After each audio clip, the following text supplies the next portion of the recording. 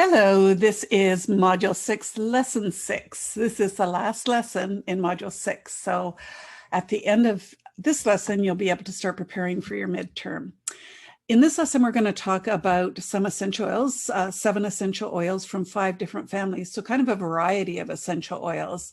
And you can see that I have geranium up on the screen here.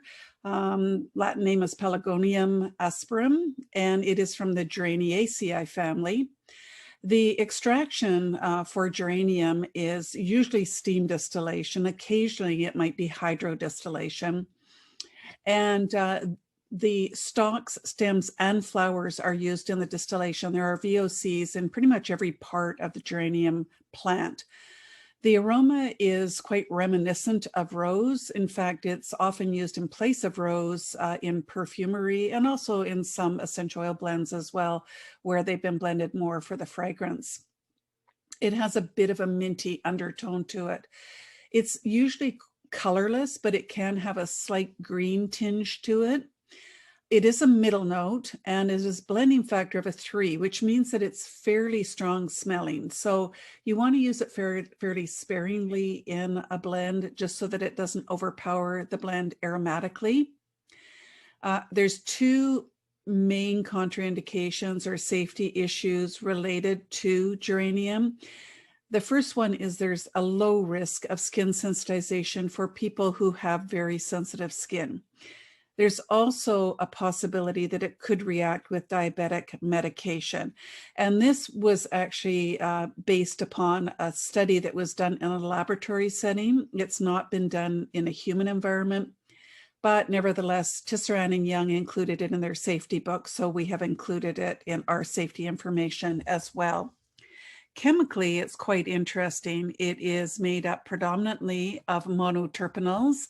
You can see that's all the purple areas there, followed by esters.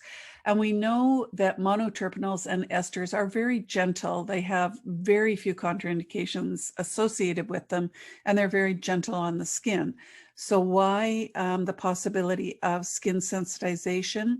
Likely because of the ketone content. If you look further down, right in this area here, we see there is some ketone content in geranium, and that probably is where if there was going to be any kind of interaction with the essential oil on sensitive skin, it would be related to the ketone content of the essential oil. So geranium is considered to be a hybrid. It's been cultivated in so many countries over so many years that it's thought to now be all geranium is a hybrid origin. Commercially, the cultivation began in the early 19th century in France for perfumery, and it remained the center of production until the Second World War. And then the economic climate changed and the cultivation there ceased for the most part. And today we see it growing in a number of different countries, including China, Egypt, Morocco, and Reunion, and also India and other areas as well. A little interesting tidbit is that in early times, in medieval times, geraniums are planted around the house to keep evil spirits at bay. And although probably very few people believe that today, if you look at window boxes, if people have window boxes, most of the time what they've planted in those window boxes is geraniums. So even though the belief has kind of gone by the wayside, people, when they plant a window box, just automatically think of putting geraniums in there. So it's kind of come through the years and evolved in that respect. So there's about 700 varieties of the geranium plant, but there's only about 10 that are viable for essential oil production, simply because the other varieties just don't have enough volatile organic compound to yield much in an extraction. We have 2 research abstracts here. The first one is based on the antifungal activity of geranium and including other essential oils in the abstract, thyme, essential of thyme, lemon, geranium, and so on. And so you can read that, it's quite interesting. And then the other study was a study that was done on the effectiveness of stress.